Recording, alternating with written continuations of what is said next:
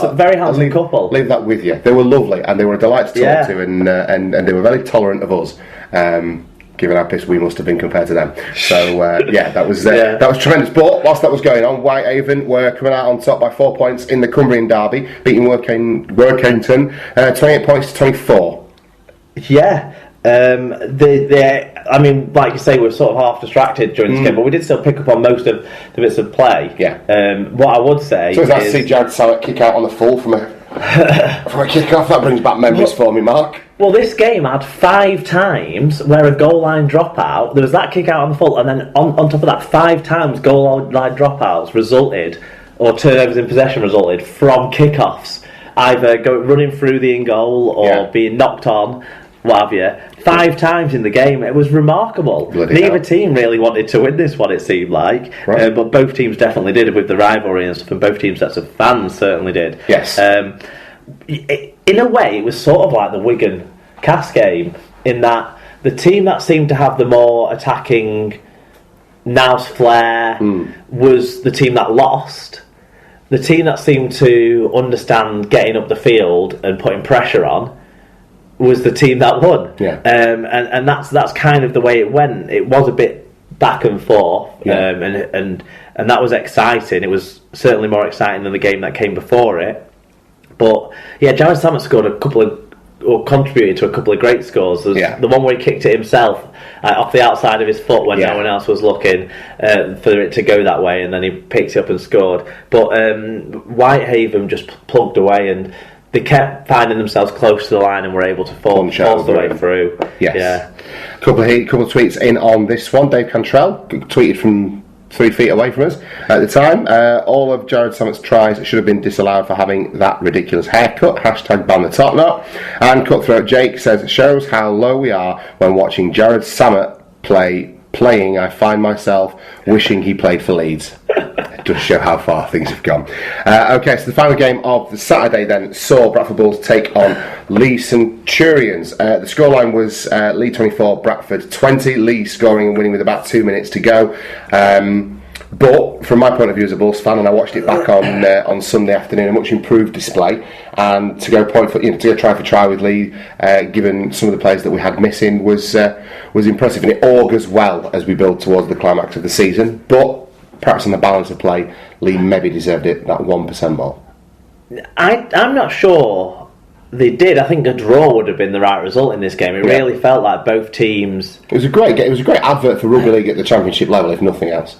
And I thought both teams played to a similar level of quality, and I think the one thing that handicapped Bradford quite a lot was the half-back positions. Mathers was basically just a body on the field for most of the game, it felt like, from what I can remember watching it. Certainly in attacking positions, it always seemed like he found himself out of where the ball was going to go when you were in the attacking area. I think the game plan was to have Richard Mathers kind of organise and marshal things from half-back, but then let the attacking kicking get done by Oscar Thomas and go that way. And he was a half-back in his junior days, in his early days at Leeds, until Maguire came along and they shunted him back to full-back. So he has played there, but I think it was more kind of to bring that experience and balance at the time. It just didn't feel like he got involved a lot in the game. Also, the surprising thing was Danny Addy off the bench. Sorry, Danny Addy starting a hooker and Adam O'Brien off the bench. Well, again, reading the thoughts of Rowan Smith on that, apparently the thinking behind that one was because they were missing some forwards and because Lee have some size down the middle, they wanted to size up. Yeah. So that's why Danny Addy's got pretty good ball handling skills, really, for a forward. Yeah. So I think that's why they wanted to size up and then have Adam O'Brien come on and make some impact with darting runs. Yeah. So I think, again, so there's logic there. And from Lee's point of view, they did have that size and experience in the front row that helped a lot. It did seem like they were able to physically impose themselves more than Bradford were. Maybe sort of explain that a little bit. Again, I think Mitch Clark was good for Mitch Clark is a tremendous talent. He's still pretty raw, but he's 21. Yeah. It wasn't quite enough for all of what Lee had. He punched over for a great try, but I think he's one of the ones that's rumoured to be going to Hull KR along with Danny Addy. So he will be a big loss because he's probably been our best forward this season, if not our best player, I would say. Fair enough. So from Lee's perspective, they were able to punch their way up the field whenever they needed to, I suppose. And maybe they weren't going at full capacity in attack either with the new half-back pairing, and I don't think Lee Smith's the greatest attacking full-back in terms of joining in with play. Compared to what they're used to with McNally. Obviously they've not been used to that this year, but you see what I'm sort of saying there. But yeah, it was an entertaining, high intensity game. Yeah. Well, these teams bring the best out in each other as well. So, do you know that over the 4 times that they've played each other since Bradford came out of the Championship, the aggregate scoreline is 144 all. Is it? So it shows you how close. Wow. These teams have actually been. So they do bring the best out in each other, and they are good little. It's a good little rivalry developing there. Got some feedback as well. Richard Tordoff got in touch. Great game and much improved performance by the Bulls. Pity we didn't win, but under Rowan Smith, I can see the Bulls will improve and hopefully beat Leeds in the silly eights. Bernard BJKD got in touch, laughing at the Bradford Bulls play. Still a paceless mob. Who does he support? I can't recall. He doesn't support anyone. He just hates everyone. He just hates everyone. Everyone who's won a trophy in the last 20 years, he hates. What a great position to be in. No chance of being promoted. Josh Drinkwater, still a talent in search of a brain. He does like to switch off upstairs. Not sure he is Lee quality. Adam Higson wins the Milked Penalty Award for the season. Kurt Haggerty, you've been suckered some. That was a big moment, and Haggerty what was he doing, just hanging around the ball like that for that? Crazy. It is crazy. Paul Mack underscore 78. Is that Paul Michael Craig? Is it? Right, nice one. Intense game. What it lacked in polish, it made up for in toughness. Standard was quite high. Would like Sky to show more championship games, especially in the football off season. There is talk of I think the last game of the regular season, or is it round 22 or round 23? But anyway, in July, there's talk of Sky wanting to get that Bradford League game on the TV on a Saturday. Yeah, that makes sense, doesn't it? Yeah, it would be a good one. And of course, they'll start televising stuff through the middle eights as well. Yes, they will. Yeah. So that was good as well. Right, into Sunday then, the heavy woolen derby, and bragging rights ended up with the Batley Bulldogs. Another close game. This one, 28 points to 24 in favour of John Keir's side. Yeah, I didn't see much of this one at all, if I'm completely honest. I basically saw about 10 minutes of the first half when I was busying around before going out with the wife for the afternoon. But it's quite exciting on the scoreboard. Am I right in thinking Dewsbury were ahead a lot of the game? It was a Batley comeback, wasn't it? But I switched off when you started hearing Paul Cullen's voice. I find it really difficult to pay attention to Paul Cullen and what he has to say. And he doesn't have much value often. No. I find. No. Anyway, some people got in touch for us though. Batley get the bragging rights here, says Colin Render, in the heavy woolen derby. Great start to day 2 of the hashtag Summer Bash. Dave Cantrell said second half was just as error-strewn as the first, but Dewsbury were giving away penalties, but Batley were giving away knock-ons. A punch-up in the final seconds was rudely interrupted by the hooter. Yeah, apparently this one was like the game of knock-on-a-thon. Yeah. But...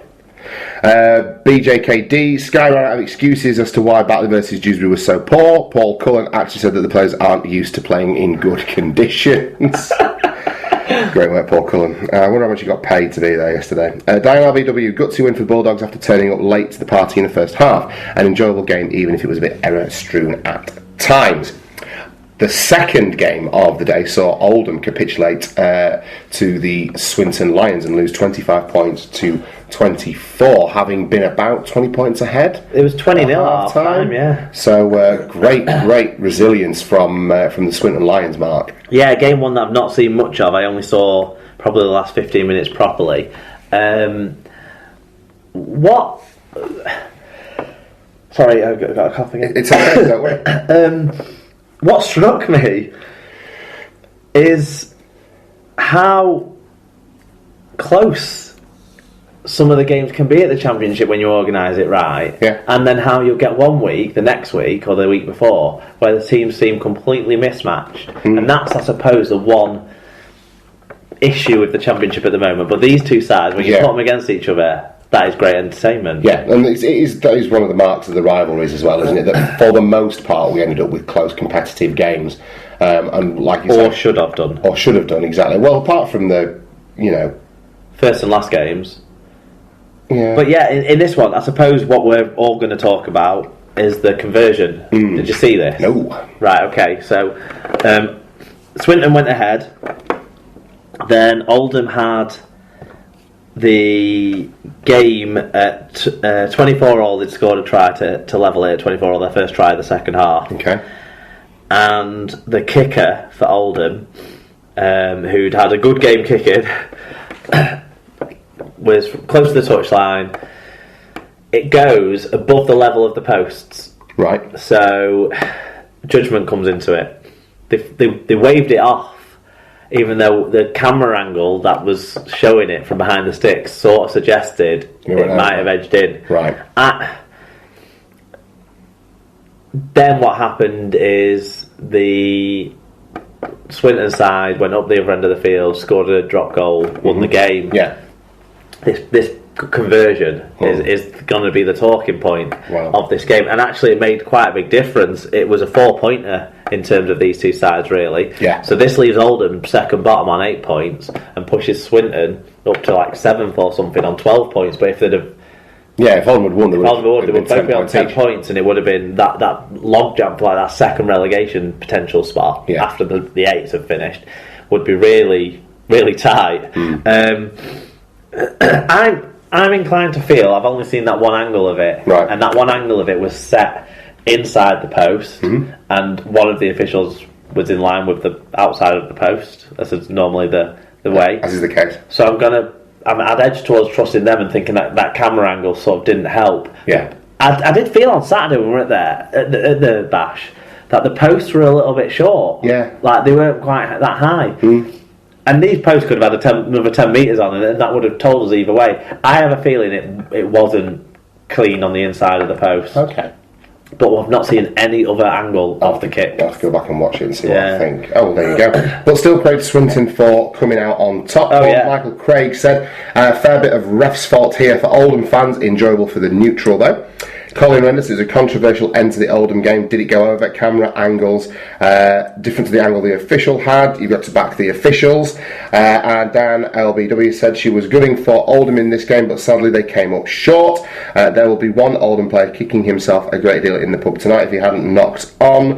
They may have gotten away with a draw, but letting a 20-point lead slip the way they did says they have a lot of work. So they have to work a lot harder if they want to stay in the Championship. Yeah, that was the big prop who...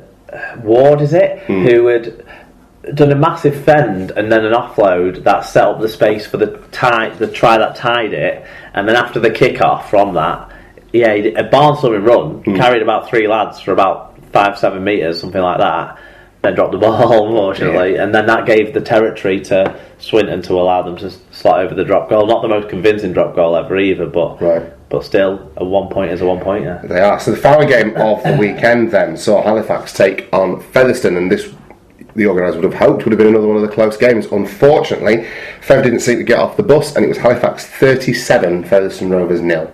Yeah, well, what were these teams before the weekend? 4th and 6th? They were very close in the table, weren't they? Yeah. Halifax just outgunned them. I saw about 20 minutes of the second half. Once I finished catching up on the Bulls game, and it was already kind of 30 points to Halifax, and they just Featherstone didn't seem to have a great deal of go forward more than anything else. In fact, we're cutting them apart at will. Yeah, it was just.